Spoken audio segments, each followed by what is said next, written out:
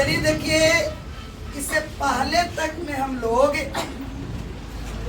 ये प्रतिच्छेदी रेखा, उसके बाद तिर्यक छेदी रेखा और उसके बाद त्रिभुज के कोण निकालने के लिए या कोण के साथ संबंध के बारे में अध्ययन किए थे। आज हम एक टॉपिक देखने जा रहे हैं, उसका नाम है सर्वांग सम और एक है सर्वरूप। दोनों के नामे से पता चल रहा होगा, सर्वांग सम माने सभी अंग से समान, सभी अंग से समान, अंग से समान, यानी कि इसमें आकार और माप, आकार और दोनों समान होना चाहिए। दोनों क्या होना चाहिए? दोनों समान होना चाहिए। जैसे मान के चलो कि दो त्रिभुज है और दोनों त्रिभुज का भुजा, प्रत्येक भुजा मिल रहा है कि पहला 6 सेंटीमीटर के तो दूसरा को पहले का भुजा 4 सेंटीमीटर, तो उस स्थिति को हम लोग सर्वांग सम कहेंगे। लेकिन सिर्फ आकार मिले, आकार मिले, आकार समान हो, समान हो और माप समान न ही हो, न हो, ये बोलते न हो, गलत बात, न भी हो, आकार समान हो और माप समान न भी हो, यानी कि माप समान भी हो जाएगा तब कोई दिक्कत नहीं है। तो अब यहाँ पर एक बात उभर के आती है कि सभी सर्वांग सम आकृतियां समरूप होगा कि नहीं होगा? तो होगा। सभी सर्व, एक नंबर के क्वेश्चन पूछता, पूछले भी है आपके बुक में, सभी सर्वांग सम आकृतियां समरूप होती है कि नहीं होती है? होती है। लेकिन सभी समरूप आकृतियां कारण एक ही है कि सर्वांग सम में आकार और माप दोनों समान होते हैं। समरूप में आकार समान होता है, माप समान नहीं ही होता है, मैंने हो भी सकता है न भी हो सकता है। तो बताइए कि आकार आकार दोनों में ठीक है, माप माप, तो दोनों में तो स्थिति रहता है ना, समान होता है, समान न भी होगा तो कोई दिक्कत नहीं है। लेकिन इसको कहेंगे कि समरूप आकृतियां सर्वांग सम कभी नहीं होती। जैसे दुनिया का प्रत्येक व्यक्ति आपस में सर्वांग सम होगा कि समरूप? हाँ, सुनवा करे रूप दम मिला है कि गुण मिलेगा नहीं। चलिए ठीक है। सर्वांग सम को संकेत में ऐसानका से सूचित करते हैं। कैसानका से? कि कोई पूछे कि संकेत में कैसा, ऐसानका, इसका नाम था कि ऐसानक, समझ नहीं ना इसका? अरे मतलब कि हम बता रहे हैं कि इस तरीके का संकेत रहेगा ना कि सर्वांग सम का संकेत है, ठीक है, लेकिन बोलना ऐसानका, तब उसी तरीके से समरूप का संकेत ऐसा लिखा हो, ठीक है। ये थोड़ा सा क्षण कर दिया है, देखिएगा तो ठीक है। तो सर्वांग सम का संकेत ये है, समरूप का संकेत ये है। अब दोनों के परिभाषा की बात करें यदि, तो हमको यहाँ देखने में मिलता है कि सर्वांग सम वो वैसी ज्यामितीय आकृतियां जो आकार और माप दोनों में समान हो, आकार और माप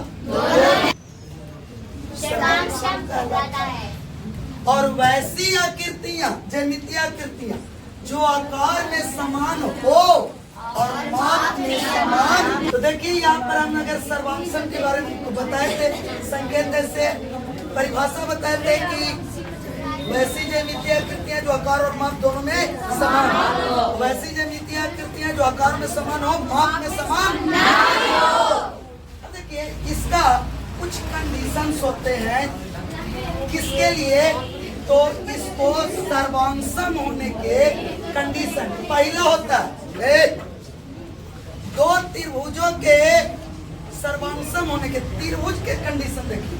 तो पहला होता है भुजा भुजा भुजा भुजा भुजा। याद रखिए भुजा को अंग्रेजी में क्या कहते हैं? तो साइड को शॉर्ट में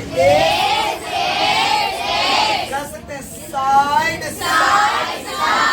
रोड पर नहीं बोलिएगा, बूढ़ा बूढ़ी कूद जाएगा। साइकिल चला रहे हैं आप याद कीजिएगा साइड साइड साइड जल्दी याद है।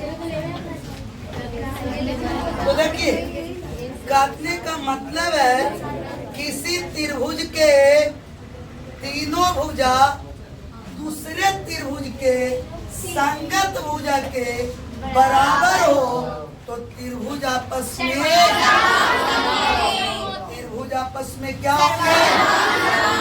सर्वांगसम होंगे। क्या होंगे बाबू?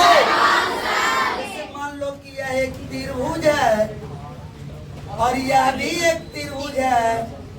इस त्रिभुज का नाम है A B C D E. अब मान के चलो कि त्रिभुज एबीसी का ए बी बराबर है डी ई। क्या है? मान लो कि भुजा इसके बराबर है, एक के बराबर है, ठीक है। उसके बाद बीसी भुजा ईएफ के बराबर है। किसके बराबर है? यानी कि ई भुजा इसके बराबर है कि नहीं? और एसी भुजा ईएफ के बराबर है।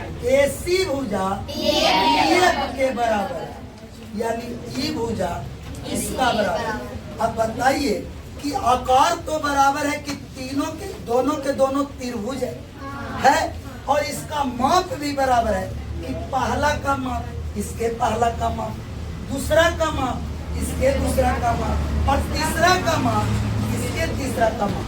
बताइए कौन बराबर है? भुजा की कोण? तो इसीलिए इसका नाम क्या पड़ गया? भुजा भुजा। इसका परिभाषा आराम से सुन लीजिए। कह सकते हैं कि विश्लेषण में किसी त्रिभुज के तीनों भुजा, किसी त्रिभुज के तीनों भुजा दूसरे त्रिभुज के संगत भुजा के बराबर हो। दूसरे त्रिभुज के तो त्रिभुज आपस में त्रिभुज आपस में त्रिभुज आपस में पहला में कोई दिक्कत नहीं। यानी कह सकते हैं कि त्रिभुज ए बी सी सर्वांगसम त्रिभुज D E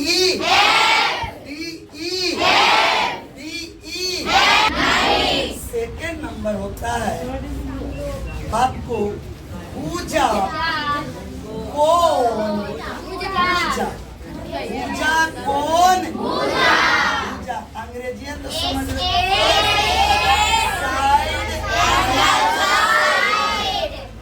side angle side angle side. तो यही आपका है। तो कहता है कि किसी त्रिभुज के दो भुज और उसके बीच का एक कोण। किसी त्रिभुज के दो भुजा और उसके बीच का एक दूसरे त्रिभुज के संगत भुजा, दूसरे त्रिभुज के संगत भुजा और कोण के बराबर हो तो त्रिभुज आपस में मान लो कि इसका एक भुजा ई है, एक भुजा ई, दूसरा का एक भुजा ई है, एक भुजा ई है और दोनों का एक ई है और एक ई है। तो मान के चलो कि तो क्या होगा? क्योंकि इसका दो भुजा और एक दो भुजा और एक बराबर है, तो त्रिभुज आपस में क्या होंगे? क्या होंगे? एक बार और बोलिए तो सर्वांशम होंगे। अगर तीसरे नंबर की बात करें तो तीसरा नंबर में होता है कौन कौन कौन कौन एंगल एंगल एंगल। अब एक परिभाषा देना आसान है। किसी त्रिभुज का दो कोण, किसी त्रिभुज का और उसकी एक उसकी एक दूसरे त्रिभुज के संगत कोण और भुजा के बराबर हो, दूसरे त्रिभुज के संगत कोण और भुजा के बराबर हो, त्रिभुज आपस में आसान है कि नहीं है? एकरे लइकन बैठ के ये दम रट ले रे कहलखिन की भी अभी आऊ है आई है। ये छोटा बन गया तो गलत हो जाएगा, बराबर होना चाहिए आकृति। तो हम कर लेंगे, टेंशन आप लोग मत लीजिए, ठीक है। किसी त्रिभुज के दो कोण, मान लो कि एक ई और एक ई और एक और मान लो कि एक भुजा ई, ठीक है।